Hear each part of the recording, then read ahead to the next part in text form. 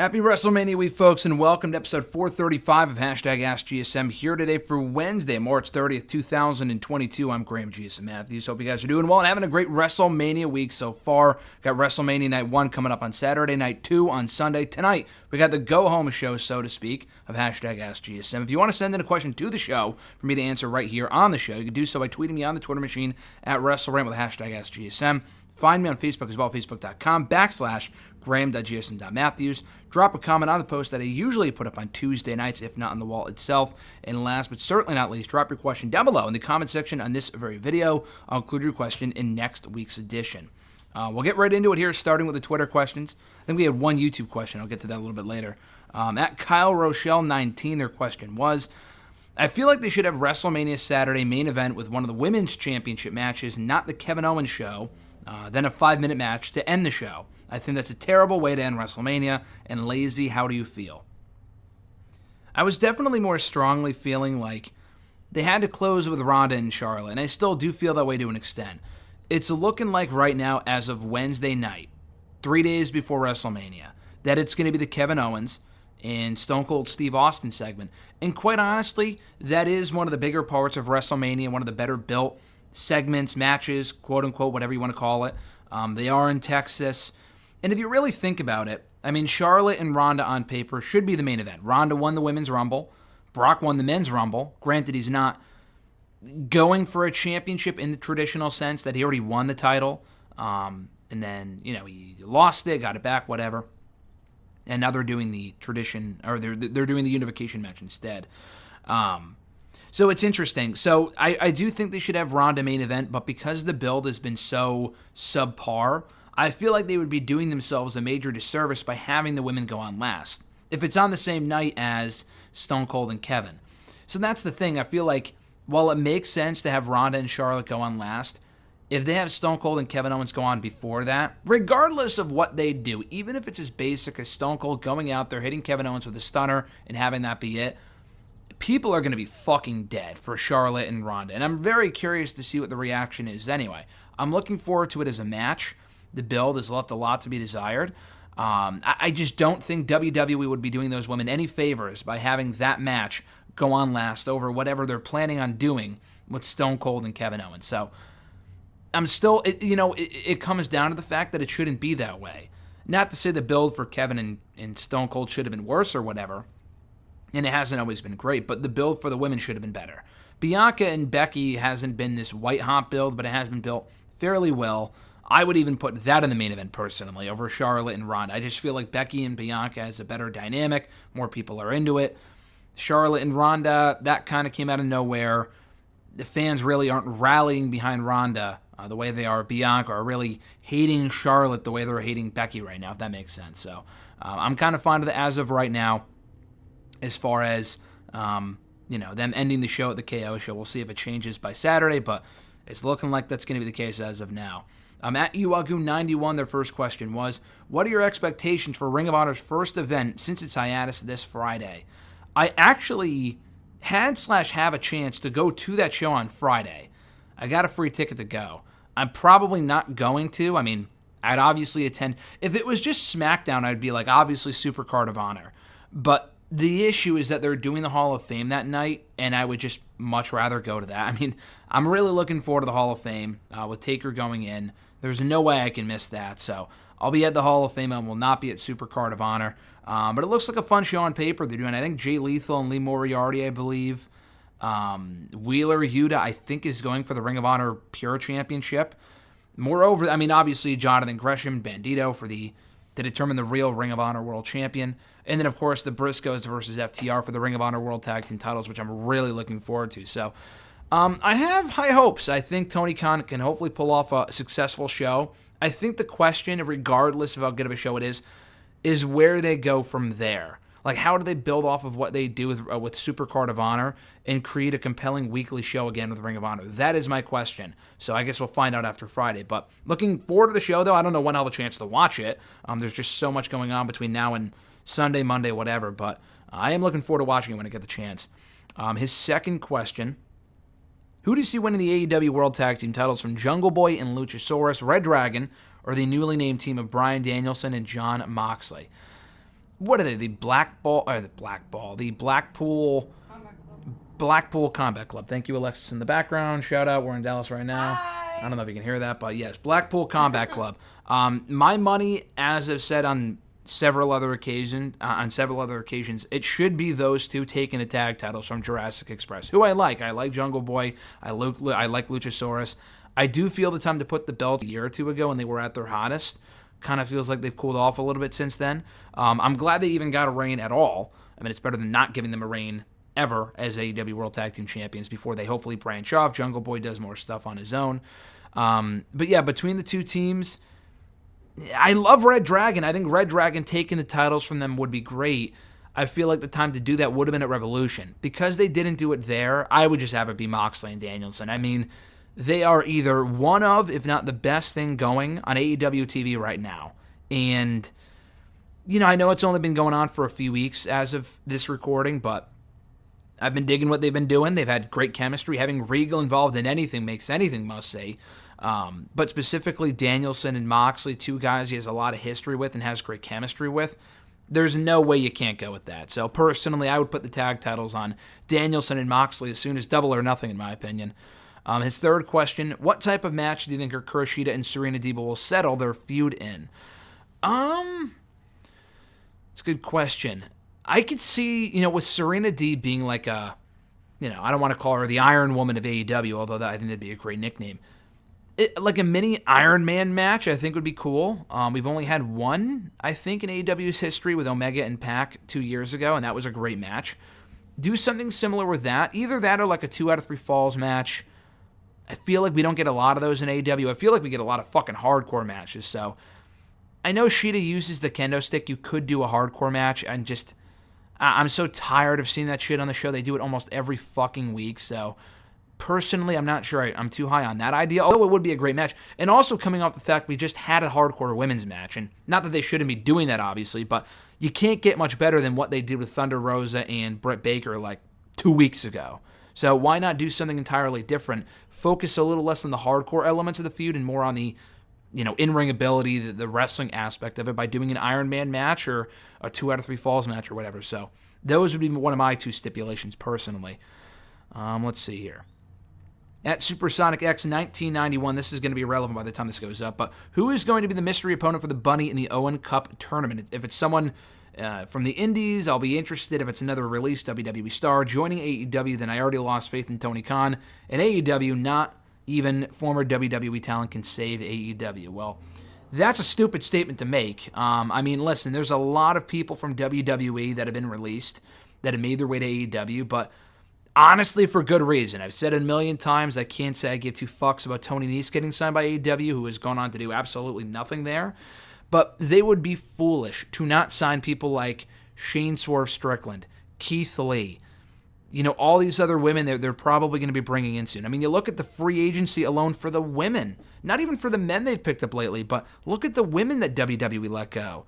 I mean, from Tegan Nox, Taya Valkyrie, Mia Yim, Athena, and Toni Storm. Those are 5 world-class athletes right there. WWE let go of every single one of them, which makes absolutely no fucking sense to me. So Tony Khan would be a moron. I agree on the men. I don't feel like there's many, I don't think, although I like the guy, I don't think Killer Cross, Karrion Kross, whatever, is like this must-sign guy right now. I don't think he's going to make much of a difference. Maybe at some point down the road, maybe.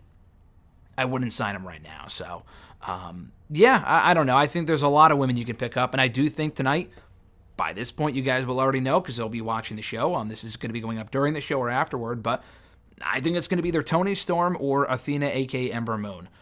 I'm putting my money on Toni Storm. I just feel like Ember Moon would be a better fit to open or to answer rather the open challenge of Jade Cargill. I think those two could have great chemistry. So I'm thinking more Toni, but either one would be a great get. If you're thinking that WWE or AEW are foolish for continuing to sign top talent from WWE, I mean, you should be blaming WWE for letting them go in the first place. That's just my advice to you. We'll jump to the YouTube question real quick before I forget from Noel. Their first question was, who would main event night 1, or who should main event, I guess is what they're asking, night 1 of WrestleMania 38, Ronda versus Charlotte or Becky versus Bianca?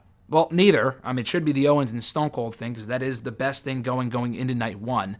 I mean, I hate to say it, and it should be Ronda and Charlotte if it was a more intriguing, exciting, compelling feud, then maybe, but it just hasn't been. It hasn't been awful, I will say. It's been pretty basic. And I like Ronda. I think Charlotte's great, but it hasn't exactly clicked. It doesn't feel like the main event of WrestleMania. And I will say this, Sasha and Bianca, actually, if we go back a year, going into Mania, also did not feel like a WrestleMania main event. Based on the build. On paper, it did. Charlotte and Ronda on paper is a WrestleMania main event.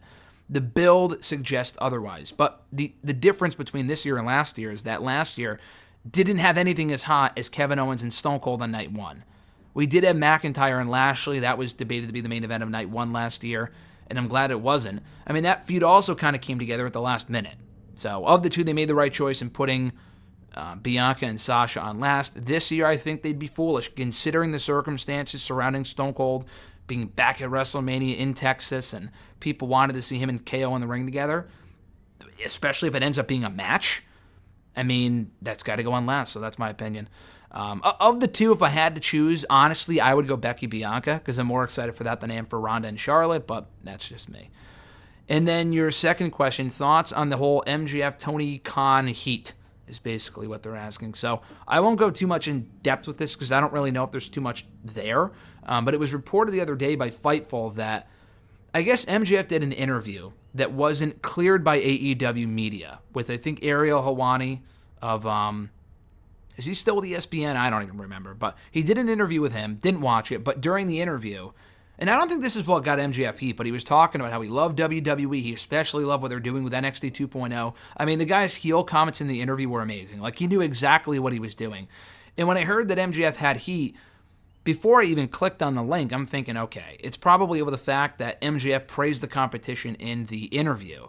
But it doesn't sound like that was the problem on Tony Khan's end. Moreover, it was the fact that I guess he didn't get it cleared by AEW media, and I don't know, he talked about his contract in the interview, which is probably a no-no, even though a lot of people tend to do that. I don't know, I don't really think it goes anywhere. I've seen other indications that both Tony Khan and MJF were frustrated after the fact. They probably have since patched up and moved on. I don't really see it meaning anything.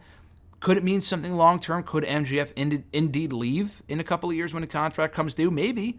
That's definitely possible, especially if WWE throws him a big money offer. And I think the update from Fightful as of like today was the fact, and I can understand this, MJF would be legit frustrated with the fact that he's getting paid a lot less than a lot of the people they brought in the last year or two. And that's because he signed a contract 2 or 3 years ago when the company first started. He wasn't as big of a deal. But MJF is one of the best parts of that show, hands down, currently. One of their top stars, one of the brightest prospects, despite not holding a single championship yet. I mean, the guy's amazing. He's arguably one of their, if not their top heel in the company. So if he's not getting paid like the top heel, I can see why that would be a problem. So we'll see where that lands in the months to come and in the years to come as well. At Reborn again, John Ritland from the YouTube machine. Check out his, that was from the Twitter machine. Check out his YouTube stuff as well. Real Honesty with John Ritland does great work, of course. The first question from John, looking at the WrestleMania 38 card, one could argue that there's too much filler and one night would have been better. What could have been trimmed out in your opinion and why? The thing is, though, I don't agree. I agree with that and I don't.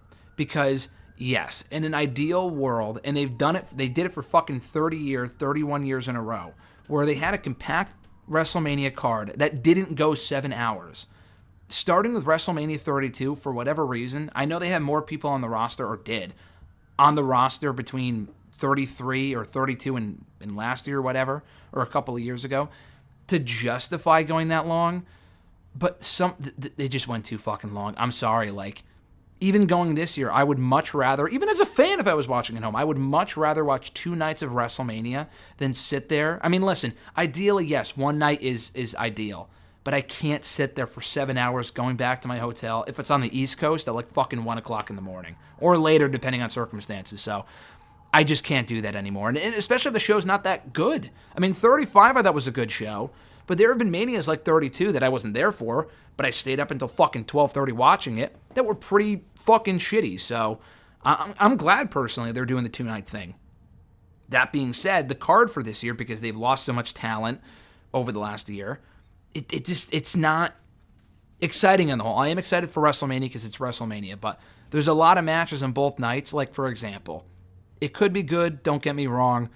The Usos versus Nakamura and Boogs. Does anyone honestly care? I mean, honestly, like, who gives a shit? I mean, that's a match that, like, if you told me that's happening on SmackDown on Friday, I'd be like, okay, cool. WrestleMania, who gives a fuck? Like, that screams pre-show.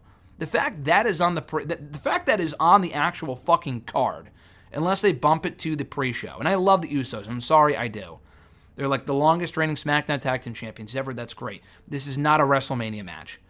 But the fact that that match is on the Mania card, and like Finn Balor versus Damian Priest, which could be added last minute, but it doesn't look like it will be. The fact that's not happening, or an Intercontinental title defense, is pretty fucking bad. So, I would trim that shit. Again, if this was my company, I would trim some of this shit and make it one day, of course. But because it's WWE, knowing how they work, 2 nights is better. I would rather deal with 2 good nights than 1 bad night. Like, even like if WrestleMania 35 was split up into 2 different nights, I feel like it would be a better show than what it was remembered as. Because maybe we could have gotten Kofi in the main event of 1, and the women's main event on night 2. And the women's match wouldn't have happened at fucking 12:30 at night. So, and that's a big difference. But yeah, I would get rid of Nakamura and Boogs versus the Usos. Listen, I love New Day and all, but New Day versus Sheamus and Ridge Holland, again, who could possibly care? I mean, that's a match that you could see on SmackDown any given Friday. Don't even get me started on Drew McIntyre and Happy Corbin. Drew should be at WrestleMania. That match is not WrestleMania worthy. Give me a fucking break. Looking at night 2, the women's tag team title stuff, it's just an excuse to get all those women on the show. That's wonderful. Those tag titles mean absolutely nothing. I mean, that's a match that it'll probably end up being a good match given the level of talent involved. But the fact it's even happening, why? Like, those belts have literally been paperweights for months, years since they were initially created 3 years ago. So I just wouldn't do that either. Those are the ones that come to mind. You know, Edge, AJ, obviously, Roman and Brock, the KO stuff, Charlotte, Ronda, Becky, Bianca. That's all great. Like, those are the matches I would keep, obviously. Not every match is going to be a marquee match. Like, for example, I have no issue with RK Bro versus Alpha Academy and Street Profits on Sunday, or Monday, or Saturday. I don't fucking know, but they're doing it sometime this weekend. I have no issue with that match, one, because I know it'll be great. But like I said, the other matches, like I mentioned, could also be good. The difference there, though, is that match actually makes sense. Like, RK Bro and Alpha Academy have been feuding for months. Yeah, so have Drew and Corbin, but this feud actually interests me. Chad Gable's been amazing lately. The Profits are great. I mean, it just makes sense, and the Profits beat RK Bro a few weeks ago. Is that a match you could get on Raw? Sure, we got the same triple threat except with Rollins and Owens in there instead of the Profits a few weeks ago. Kind of a retread. But that's a match I'm kind of okay with happening at WrestleMania. Beyond that, some of the other shit I mentioned, that's a bathroom break waiting to happen. Let's see. John's second question here. With Rampage ratings basically at a low point, what, if anything, can AEW do to boost them for the long term? They got to get the show off of Friday nights at 10 p.m. East Coast time. I mean, it is as simple as that. First of all, they got to make the show more important. It's a good show. It flies by. They cram way too much fucking shit into Dynamite and Rampage both. That's got to end. Way too much stuff, like to the point where when the show's over, you don't even remember what happened. It's crazy. It's like being in a NASCAR race and going 200 miles an hour. Like, it's great and all, but being in the car, you probably will barely remember what happened because it went by so fucking quickly. So that's kind of what those shows remind me of. But as far as what you can do to improve it, logistically, I just don't know what other night you put it on, with basketball also airing on TNT, TBS, whatever, and all that other shit. So it's also not going head-to-head with like NXT or Raw or SmackDown or whatever. Honestly, and I don't know if this is a good idea or not, I would much rather see Rampage at 7 on Fridays than at 10. I mean, I think that makes a big difference. I know it's not prime time, it's not 8 o'clock. I don't know, I would rather stay up, because I'm watching SmackDown probably anyway, so I'd rather go 7 to 10 than 8 to 11. To me, that's a big difference, so I'd rather them do that. That and the fact, like I said, they got to do more important shit on Rampage. They do not bad stuff. They do title matches, but they do matches that are completely inconsequential. Like matches that are predictable. Like they do fucking... Swerve made his debut in the main event of the show recently. That's great. Against... Let me check my notes here. Tony fucking Nese. Come on. Like, let's be serious here for a second. Would that honestly main event Dynamite? The answer is no. They had the main event the other week of Keith Lee, and let me go further in my notes here, versus fucking QT Marshall. Again, I ask you, would that ever main event Dynamite? The answer is no. If it's not going to main event Dynamite, it fucking shouldn't be main eventing Rampage. Tony Khan on his Coke-based binge or whatever was like, oh, it's the third hour of Dynamite. It's going to be as exciting as those 2 hours were. I'm still waiting for that to happen. They did that big Christian Omega title change episode 1. Oh, amazing. What have they done since then? Honestly, like they had Cody beat Sammy for the title, the TNT title on Christmas. Oh, cool. What else? It's been literally like 8 months. Not a bad show, but it's certainly missable, if you ask me.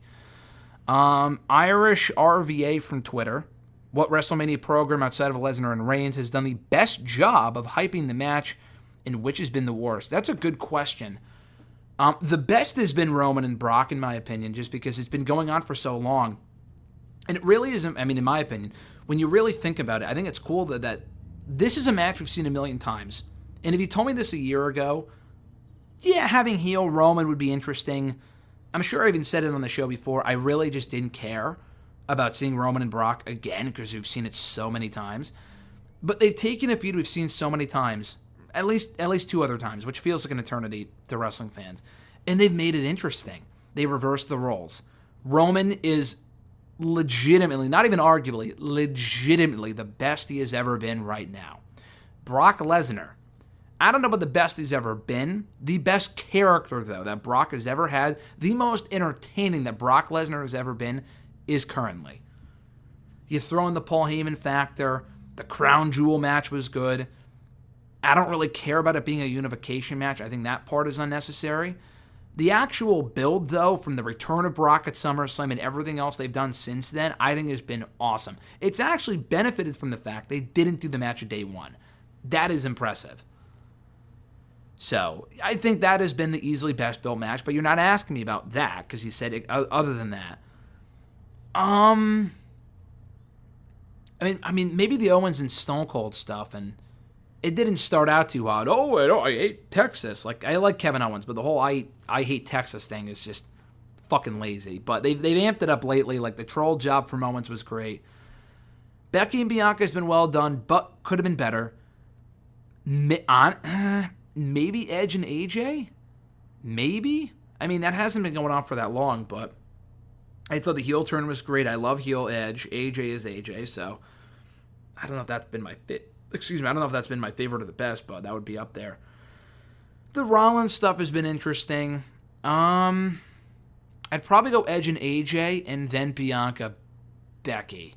Most certainly nothing on the SmackDown side. SmackDown has sucked for months now. Probably since the draft when they switched the rosters and Raw got the better end of the deal, clearly, because SmackDown has been awful. Probably Edge and AJ, Bianca and Becky a close third there. As far as the worst build, the women's tag team title stuff has been, again, so fucking lazy. But it should be a good match, and at least they're on TV hyping it. The SmackDown tag team title stuff is the epitome of lazy booking. They had Rick Boogs beat Jey Uso, and automatically, somehow that earned them a tag team title shot. You cannot make this shit up. That is literally how bad it's been. The Ronda and Charlotte stuff has not lit the world on fire, but at least that's had its moments of, glimmers of greatness. I actually care about that match to an extent. The SmackDown tag team title match, I like the Usos, I like Nakamura and Boogs, I just don't care about the match. Probably that. New Day versus Sheamus and Ridge as well has been kind of poorly built, but I tend to excuse that because Big E was supposed to be in there, but then he got hurt, so that kind of ruined it. But again, that is what it is. Last couple of questions here from @E13A. Are you excited for the WWE 2K22 DLC? I am. They revealed this a while ago, but I'm looking at the picture itself. They have 30 fucking people coming, but Cactus Jack, Logan Paul that's hysterical. But Rob Van Dam is cool. Umaga, Ronda Rousey. I'm pumped. I already love 2K22. It's a great game. getting even more people in there. Like, listen, is the Boogeyman going to be the most sought-after free agent in anyone's GM mode? Probably not. But I think the fact of bringing it back is hysterical. I mean, Alexis and I still play S3R07, and Boogeyman is in that game along with Rob Van Dam and Umaga. I mean, that's pretty fucking cool. So I'm down for that. Xia Li being in the game is cool. I don't know how many times I'm going to play as Doink, but I think it's pretty cool they have him as an option, you know? So, yeah, I mean, hey, you know what? Machine Gun Kelly, will I play as him? No. Will I beat the shit out of him as Spider-Man? Probably. So, I mean, there's a lot of options there. I'm looking forward to the DLC. His next question, I don't even know what this is. He sent me, are you seeing this, Alexis? It's a picture. He said, would you eat this? And it's a picture of Frosted Flakes, and it says Flamin' Hot Frosted Flakes. Oh, I saw that on Twitter, yeah. You seen that? Yeah, that looks disgusting. That looks absolutely gross. They look like Cheetos or like that. No. Who sent that? At E13, his name is Emmanuel. He sent the picture. It's incredibly random he would ask me that, but Emmanuel, would you eat that? I would reckon a guess and probably not. His next question, what's going to happen on WrestleMania weekend? A lot of wrestling, I would assume, right? But seriously, though, I think, honestly, I don't know. You're going to have to tune into WrestleRant Rated to find out my full predictions. I'm not going to spoil it for you here. What do I look like? Some guy that gives out shit for free? Probably. No, I don't. No, don't even answer that question. The answer is no. I think it's going to be, I think it's going to be a good show. I expect, the build to WrestleMania has not been great. But you know what? 7 years ago yesterday, the build to WrestleMania 31 was awful. And that ended up being my favorite WrestleMania, of my that I've ever seen live. 17 is the best that there ever was, but I wasn't around for that. So I'm going off of what I've seen. And I've seen 17, but I'm talking that I've been a fan for. And 31 is that show, and that's coming from someone who's been there for 3 Manias, 4 including this weekend. So I don't think the bad build automatically writes it off as a bad show. It should be entertaining. I'm looking forward to the Ring of Honor show. I'm looking forward to the Impact stuff. Going to an MLW show tomorrow, so it should be a fun weekend nonetheless. And even if it's bad, hey, we have a lot to complain about on Monday, so it's a win-win. At the Wrestle Guy Sal, his first question was, I think we'll close off with these 3 questions here. His first question was, both WrestleMania nights should be good. Which night are you personally looking forward to more, though? It's got to be night 1. I think night 2 is cool because night 2 has got, it's so weird, man. Night 1 is either, great stuff or stuff I just don't give a fuck about. Night 1 has got Stone Cold and Kevin in the main event. It's got Ronda and Charlotte. Say what you will about the feud, but it's got a big fight feel. They got that. Becky and Bianca, bro. That's probably going to be opening the show, I would assume. And I'm hyped for that. I think that's going to be a really good match. Then you got Seth Rollins and whatever the fuck he's doing against Cody Rhodes or Stardust or whoever it's going to be. I'm looking forward to that. But then it's the other end of the spectrum. Also on that show, McIntyre and Corbin. I'll be making sure I'll be getting food at that point. And then when they go on with Nakamura and Boogs versus the Usos, I can go to the bathroom after eating said food. So it makes sense. It makes the night easier for me. But on night 2, you got Roman and Brock. You have Edge and AJ. That's about it. I'm trying to think of what else is on that night that I'm excited for. The Raw Tag Team title match should be great. I am looking forward to that.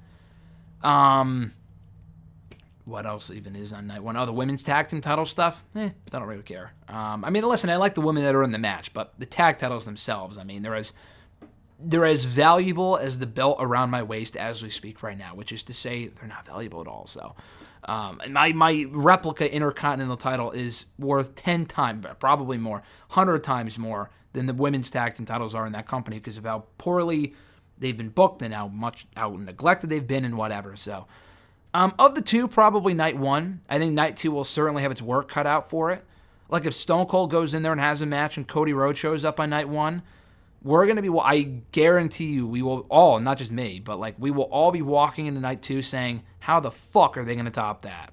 And it's their own company. You like to create that sense of competition. I would hope the people on night 2 are thinking to themselves, let's blow the night 1 out of the fucking water. Honestly, I feel like that's a pro of having 2 nights, that it creates this competition, and night 1's going to want to be better than night 2 and vice versa. And I think that was the pro of last year. Last year, that was a really good WrestleMania overall. One of the better ones in the last decade, I would say, if not longer. And it was because it felt like Night 2 was trying to outdo Night 1, which was a really good show, and Night 1 ended up being better, but still, I think that's a positive. Sal's second question, who do you think should be Roman's next challenger, assuming he wins at WrestleMania? I like how you put assuming he wins at WrestleMania, because he fucking should be. That's the question, man. What do you do after WrestleMania? Like, we have WrestleMania. Oh, yeah, blah, blah, blah. We got all this other shit. All right, where are we going from there? And I feel like if you were to ask Vince that question right here, right now, he'd probably say, well, I don't know, pal. We'll figure it out as we go along. Like, at this point, that's just what they do. I'm glad they have their cute little endgame at WrestleMania. And I'm not talking Avengers level. I'm talking like, oh, okay, cool. It's the end of the storyline. But where do we go from here? The problem in letting go of so much talent and being a horrible product creatively and scaring off other people like Adam Cole and people like that, Daniel Bryan. That wasn't the sole reason why they left, but you can read between the lines there, is that you run out of talent to use. And Roman has beaten a majority of the roster on both fucking rosters. I mean, are they going to have Roman defend on both brands if he wins? I would assume. So that does open up the possibility of more people. I mean, SmackDown is so fucking depleted. Like, once Jeff Hardy got once he got canned and Cesaro left and people Cesaro already lost to Roman, but once that shit happened, I'm thinking, wow, they are fucked. Like, that show needs some serious help. Bobby's the guy that comes to mind. I think Bobby and Roman sound sexy as fuck. Drew, I think, is an ultimate, like, SummerSlam guy. The way I honestly see it playing out, this is my prediction, probably not bold, but I see them doing Roman and Drew at SummerSlam and Roman wins. Like, they build it around, it's been 2 years since Roman lost or won the title, blah, blah, blah. It's going to be Drew's crowning moment. Drew loses. They do the rematch a few weeks or a month or so later or whatever at the UK pay-per-view, which I think has been confirmed over Labor Day weekend, and that's where Drew wins it. I think with the right story, that could work. In a dream scenario, Braun Breaker would be awesome, but I just don't see that happening. So Braun would be cool. Hey, you call up LA Knight. Are they going to position him as a challenger to Roman fucking Reigns? Probably not. He'd be lucky if he made the U.S. title picture. Honestly. That's just my actual realistic expectations for people like him on the main roster. I hate to say it, but it's true. He would be a compelling challenger. Braun Breaker, obviously. Fuck Braun Strowman, man. He's a cool guy, but I just don't care. I don't want to see him be brought back, and Roman already beat him anyway. That was one of Roman's first title defenses, was against Braun Strowman on TV, if you can remember from 2 years ago, but it feels like an eternity ago. Braun Breaker would be cool. How can I not mention Cody Rhodes? Of course. What'd you say? Corbin. The Corbin feud. Yeah, the Corbin thing, but I don't really want to see that on pay-per-view. Corbin is just... No, I'm not saying like an endgame thing. I'm saying they could do that after WrestleMania. Like a small... Yeah, and SmackDown. Kind of end cap. Just the fact that he was the last one who pinned him. Yeah, I agree. As a SmackDown thing quickly, that'd be fine. I'm thinking more bigger pay-per-views here. But yeah, Bobby, I think, would be my first choice if he beats Omos on Sunday or whenever that match is. Bobby would probably be my first choice. LA Knight or Braun Breaker would be my unrealistic choices. Drew, I would save. I would not do that right after WrestleMania. Regardless of whether he beats Roman or not, I would not do that at WrestleMania Backlash. I would not do it there. There's not a lot of choices. He already beat a lot of the people that are on Raw. Honestly, I don't think he's going to win at WrestleMania on Sunday. Maybe they could save this for Money in the Bank. Roman Reigns versus AJ Styles. We have not seen that since AJ came into the company 6 years ago. And they have been on the same show at certain points, but they just never did the match. They literally have not had a rematch since that Extreme Rules match I was there for 6 years ago with Mr. Marceau and Molly. That was an amazing match. That was incredible. So I would love to see a rematch there. Last question, also from Sal. Thoughts on MJF already being... we already kind of talked about this, but his question was, thoughts on MJF already being frustrated with his AEW contract and wanting to be paid more. Seems even more of a reason he would jump ship to WWE when his contract is up if his frustration continues. I don't see that happening. I know, I talked about this earlier. It definitely is something to keep an eye on. I'm not saying it's impossible for him to jump ship. Listen, the fucking founder, one of the founders of AEW is now in WWE. The fact I even said that sentence is wild. Nothing really should surprise us in 2020, but it will continue to do so because wrestling is crazy. But if that can happen, then anything can happen. So yeah, for sure, MJF could go to WWE in 2 years. Do I want him to? At this point, no. Do I think he should? At this point, no. Do I think he will? At this point, no. So again, anything can change. A lot can change. I mean, Cody Rhodes said he would never want to go back to WWE. He didn't see himself going back to WWE. I think he said he would, I don't know if he said he would rather die, but I think he said, I have a job for life here. I want to be a booker till the day I die. Well, you're no longer, buddy, but put on the fucking Stardust paint. Get on the Stardust face paint, get your ass out in the ring with Seth Rollins. So that's what I'm expecting. But yeah, we'll see how that plays out. I'm very curious to see what's in store for MJF in the years to come. But that's going to do it for episode 435 here today of #AskGSM. I think it was 435. Yeah. And thank you guys. Thank you, Alexis. Sorry. Comment from the Peanut Gallery. Thank you guys, as always, for checking out the show. I appreciate it. We got a lot coming here to the channel in the days to come. Not even including the content that we'll likely be filming in the days to come. I'll be going to a lot in the next couple days. And it's probably the busiest Mania weekend I've had yet. Although 3 years ago was pretty busy, obviously. And as far as content-wise, MLW show tomorrow, Preston on Friday for WWE. That's not even counting the live reactions we might be doing at Mania itself if I manage to film them. I mean, hey, listen, I got 5 million fucking hits out of that Brock Lesnar return. So listen, if I can get a quick live reaction of Cody Rhodes coming out, we may get some hits on that. It's not all about the hits, but I like getting the live reaction simply for my own archival sake. You know what I mean? So that stuff is coming. I still got to post my interviews with Eric Bischoff, the NXT champion, Dolph Ziggler, and the fucking Undertaker coming on Friday for sure here on the channel. So check out all that shit. I greatly appreciate it. If you want to send in a question to the show, you can do so by tweeting me on the Twitter machine at WrestleRant with the #AskGSM. Find me on Facebook as well, facebook.com/Graham.gsm.Matthews. Drop a comment on the post that I usually put up on Tuesday nights, if not in the wall itself. And last but certainly not least, drop your question down below in the comment section on this very video. I'll include your question in next week's edition. Have an awesome one, guys. Enjoy WrestleMania weekend, regardless of what your thoughts on it are. If you're going to be there like I will be, enjoy it. Should be a fun time regardless. I'm Graham GSM Matthews, and until next week, I'll catch your ass down the road.